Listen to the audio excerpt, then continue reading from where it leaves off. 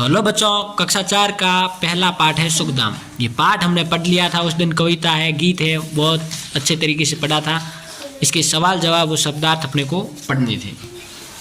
तो शब्दार्थ है निशी, निशी यानी रात, निशी यानी रात, बैर यानी दुश्मनी, स्नेह यानी प्रेम भाव, श्रेष्ठतम यानी सबसे अच्छा, मनोहर यानी मन को हरने वाला, सुखधाम यानी सुख का स्थान, उपवन यानी बगीचा, सदैव यानी हमेशा, सुहाना यानी सुंदर लगने वाला, सुलभ यानी सरलता से प्राप्त, सरिता यानी नदी, परहित यानी दूसरों की भलाई, ललाम, ललाम यानी सुंदर। अब उच्चारण के लिए आप सभी मेरे साथ बोलोगे, ठीक है ना? सम्मान, सम्मान, सम्मान, सुंदर, सुंदर, सुंदर, भांति भांति, भांति भांति, भांति भांति, भांति भांति, श्रेष्ठतम, श्रेष्ठतम, श्रेष्ठतम, ज्ञान, ज्ञान, ज्ञान, ध्यान, ध्यान, ध्यान, बैर, बैर, बैर, बैर, यहाँ, यहाँ, यहाँ, मंदिर, मंदिर, मंदिर, मस्जिद, मस्जिद, मस्जिद, मस्जिद, ईसा, ईसा, ईसा, ईसा। इस प्रकार अपन अब आगे करेंगे सवाल। सोचे और बताए, हम सुख दुख में भी किसका गान करते हैं? कविता के आधार पर बताना, पाठ के आधार पर, पाठ बताना। सुख दुख में है, इधर देखो, पंक्ति देखो, पहली पंक्ति में देखो, सुख दुख में है गूंजा करते, निसी दिन गौरव गान यहाँ, निसी दिन गौरव का ज्ञान करते हैं, प्रेम स्नेह सम्मान यहाँ, भारत माँ का सदन सुहाना, स्नेह प्रेम सम्मान यहाँ, सुख दुख में है गूंजा करते, निसी दिन गौरव गान यहाँ। किसका गान करते हैं? अपने गौरव का, ठीक है ना? दूसरा प्रश्न है, भारत माँ के आंगन में कैसे फूल खिलते हैं? पाठ के आधार पर बताना है। कैसे फूल खिलते हैं? पंक्ति देखो, भांति भांति के फूल, भांति भांति का मतलब है अलग अलग प्रकार के, भिन्न भिन्न प्रकार के फूल। यहाँ का फूलों का मतलब क्या है? अपने भारत देश में अलग अलग धर्म के, अलग अलग जाति के लोग रहते हैं, भिन्न भिन्न, विभिन्नता कितनी है, तो उनको कविता के माध्यम से आपको बताया गया है। श्रेष्ठतम ज्ञान किसने, किनसे मिला? श्रेष्ठतम ज्ञान किससे मिला है? भक्ति के आधार पर बताना है, पाठ के आधार पर। देखो, राम रहीम और ईसा से अपने को क्या मिला है? श्रेष्ठतम ज्ञान मिला है। श्रेष्ठतम ज्ञान किनसे मिला है? राम रहीम और ईसा से। नेक्स्ट देखो, कोष्ठक में दिए गए शब्दों की सहायता से रिक्त स्थानों की पूर्ति करें। कोष्ठक में क्या क्या दिया हुआ है? गूंजा, गान, सम्मान, सदन।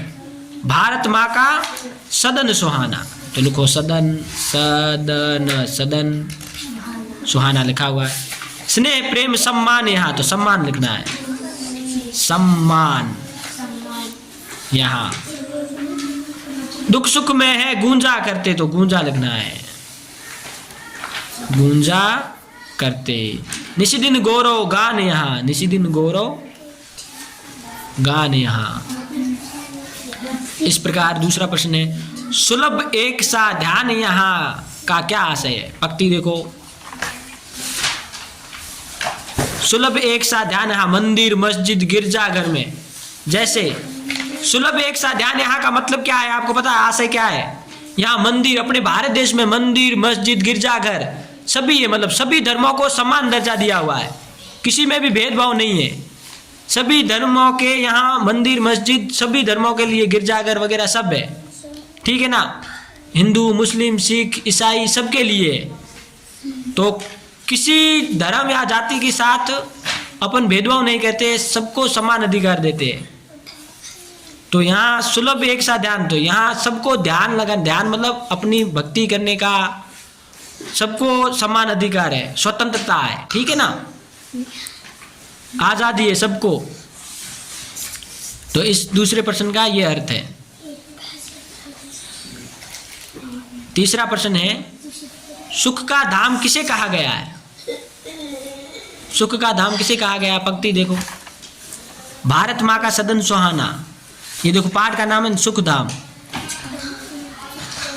सुख का धाम अपने भारत को कहा गया है। किसको कहा गया? भारत माँ के सदन में ये भिन्न भिन्न जाति के लोग, धर्म के लोग, मंदिर मस्जिद गिरजाघर राम रहीम जैसे ये कहा गया ना पंक्ति में। देखो ये राम रहीम और ईसा का मतलब है धर्म की बात कर रहे हैं। अलग अलग धर्मों के लोग रहते हैं और अलग अलग उनकी मंदिर मस्जिद गिरजाघर है, सबके अलग अलग स्थान है ध्यान करने के, श्रद्धा के स्थल अलग अलग है सबके।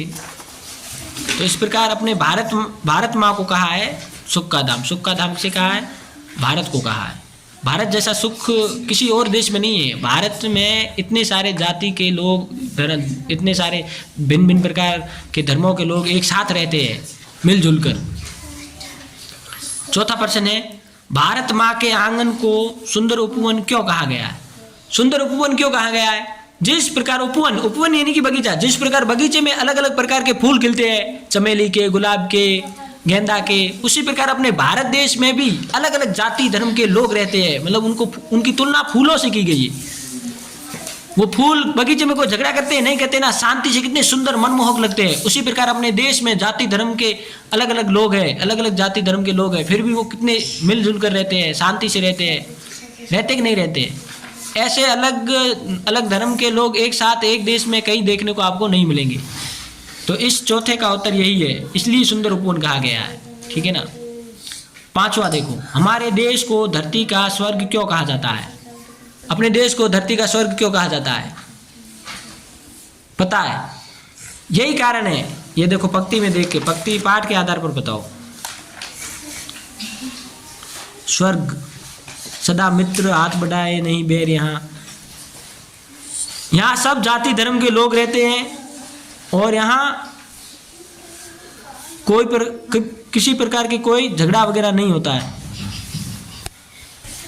हाँ, अपने देश को धरती का स्वर्ग इसलिए कहा गया है क्योंकि अपने देश में कितने धर्मों के, कितनी जाति के लोग रहते हैं, भौगोलिक परिस्थितियाँ अलग है, कल्चर अलग है, अपना संस्कृति अलग है, फिर भी मिलजुल कर एक साथ रहते हैं। और कण कण में ललाम भरा है। ललाम का मतलब है सुंदर। अपना भारत सांस्कृतिक दृष्टि से, भौगोलिक दृष्टि से कितना सुंदर है। यहाँ नदियाँ है, निर्मल जल है, तो इसलिए इसको सुख धाम कहा गया है भारत को। विभिन्न धर्मों के लोग एक साथ रहते हैं, नदियाँ है, पहाड़ है, रेगिस्तान है, हरियाली है, मैदान है, तो स्वर्ग से सुंदर है। अपना जो भारत है ना, स्वर्ग से भी सुंदर है, इसलिए कहा गया है। छठा प्रश्न है, सुहाने सदन की क्या विशेषता होती है? सदन का मतलब है घर, निकेतन, निकेत। घर सुंदर कैसा होता? सुंदर घर की विशेषता क्या होती है? सुहाना सदन मतलब अच्छा, सुहाना मतलब मन भावन अच्छा। उसकी क्या विशेषता है? सुंदर लगने वाले घर की क्या विशेषता है? जिसमें सब एक साथ मिलजुल कर रहते हो। जैसे संयुक्त परिवार देख लो, उसमें दादा दादी, माता पिता, ताऊ ताई, बुआ बेटा बेटी सब मिलकर एक साथ रहते तो कितना अच्छा लगता है। खुश रहते हैं ना, सब एक साथ रहते हैं तो कितनी खुशी होती है। तो वैसी सुहाने सदन की विशेषता यही है, सब मिलजुल कर एक साथ खुशी खुशी रहे, सुख दुख में एक साथ रहे, वो सदन सुहाना होता है। छठे का ये उत्तर है। आगे देखो, भाषा की बात में देखो, दिए गए उदाहरण के अनुसार योजक चिन्ह लगाना। योजक चिन्ह, ये वाला योजक चिन्ह कहते हैं इसे। योजक चिन्ह के स्थान पर और शब्द जोड़ते हुए पुनः लिखे। जैसे सुख दुख में, दुख सुख में देखो, दुख सुख में योजक चिन्ह लगाया तो दुख और सुख करना है। राम रहीम में योजक चिन्ह लगाया है, राम और रहीम करना है, ऐसे लिखना है, राम और रहीम। जाति धर्म में योजक चिन्ह लगाया तो जाति और धर्म, जाति और धर्म। दिन रात, दिन रात में योजक चिन्ह लगा हो तो दिन और रात करना है, दिन और रात।